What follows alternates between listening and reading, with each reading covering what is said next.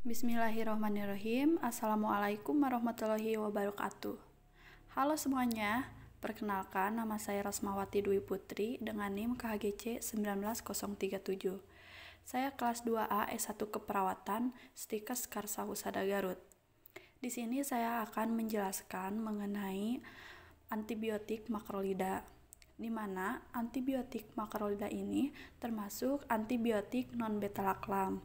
Nah, selain itu, antibiotik non-beta-laktam bukan hanya saja makrolida, tapi ada juga aminoglikosida, tetrasiklin, klorampenikol, quinolon, dan lain-lain. Nah, pada kesempatan ini, saya akan menjelaskan lebih mendetail mengenai antibiotik makrolida. Ya baik, teman-teman semuanya, di sini saya akan memulai ke pembahasan yang pertama, yaitu apa itu makrolida. Nah, makrolida adalah salah satu golongan obat antibiotik yang paling banyak diresepkan yang paling efektif untuk melawan berbagai organisme. Nah, jenis antibiotik ini berguna untuk mengobati infeksi bakteri yang pada umumnya terjadi mulai dari infeksi telinga, radang panggul, hingga pneumonia. Nah, makrolida sebagian besar digunakan untuk mengobati infeksi gram positif dan tetap menjadi alternatif yang populer untuk pasien dengan alergi penisilin. Mereka aktif melawan organisme gram negatif dalam kisaran terbatas.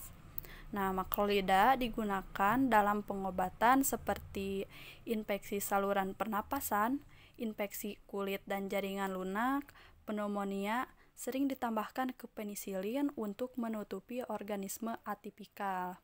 Lalu yaitu biasa digunakan untuk penyakit tukak lambung. Nah, yang berikutnya di sini ada contoh obat golongan makrolida yang paling populer atau yang paling banyak diresepkan oleh dokter. Yang pertama yaitu ada azitromisin, eritromisin, klaritromisin, dan ada pidaxomisin. Di sini saya akan menjelaskan sedikit mengenai obat-obat yang tadi saya jelaskan. Yang pertama yaitu ada azitromisin, yaitu jenis antibiotik makrolida yang mampu mengatasi beragam infeksi bakteri, mulai dari infeksi pernapasan, infeksi pada kulit, infeksi pada telinga.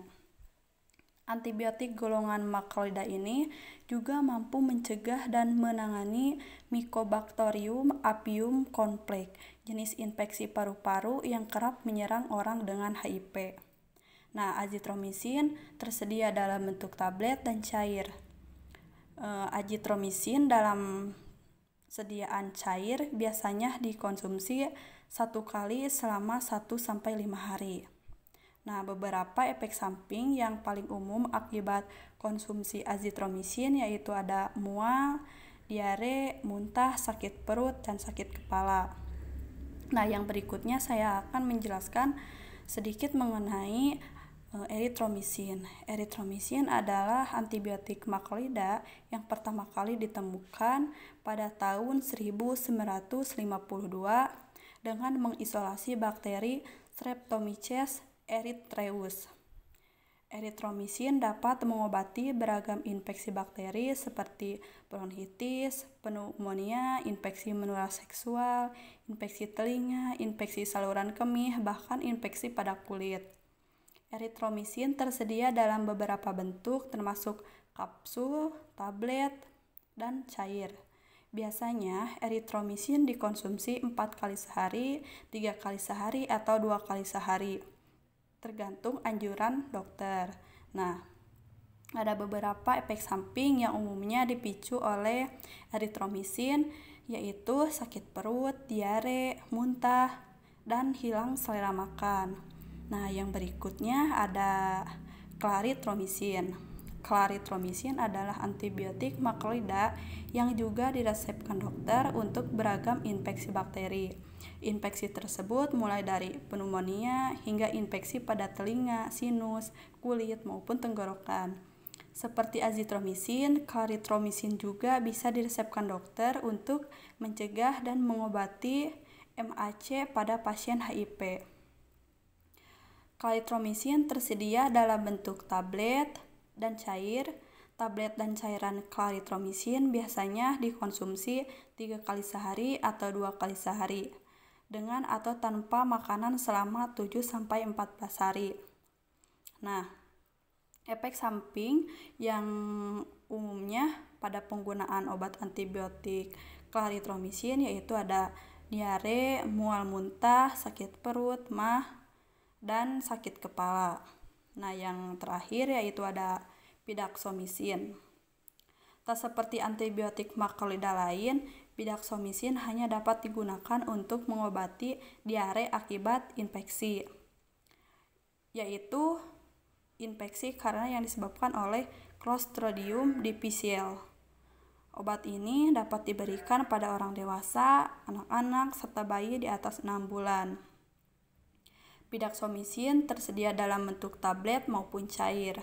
Antibiotik golongan makrolida ini biasanya dikonsumsi dengan atau tanpa makanan sebanyak 2 kali sehari dalam 10 hari. Tergantung anjuran dokter. Nah, seperti antibiotik makrolida lain, pidaxomisin menimbulkan efek samping juga, yaitu ada mual, muntah, sakit perut, dan sembelit. Nah, yang selanjutnya di sini ada mekanisme kerja turunan makrolida. Seperti eritromisin adalah senyawa bakteriostatik dan hanya efektif pada mikroorganisme yang aktif membelah. Turunan ini mengikat secara tak terpulihkan subunit ribosom 50S bakteri atau dekat tempat donor P.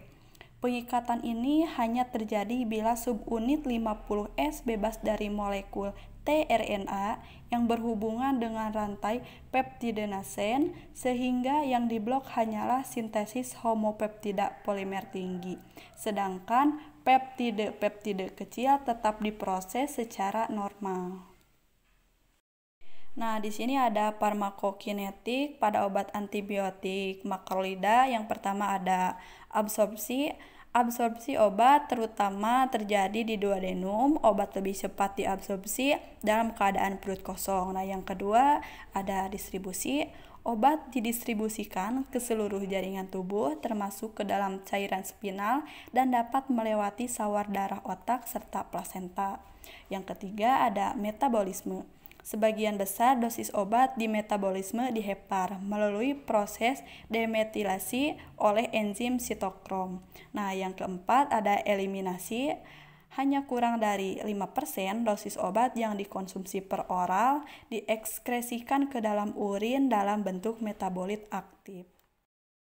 Yang berikutnya ada farmakodinamik eritromisin yang merupakan salah satu turunan obat antibiotik dari makrolida.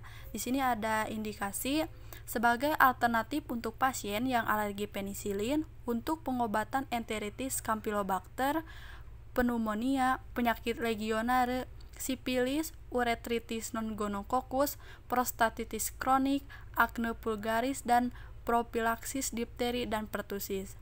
Kontraindikasinya yaitu penyakit hati atau garam estolat. Efek sampingnya yaitu seperti mual muntah, nyeri perut, diare, urtikaria, dan reaksi alergi lainnya. Dengan dosis oral yaitu dewasa dan anak di atas 8 tahun 250-500 mg tiap 6 jam.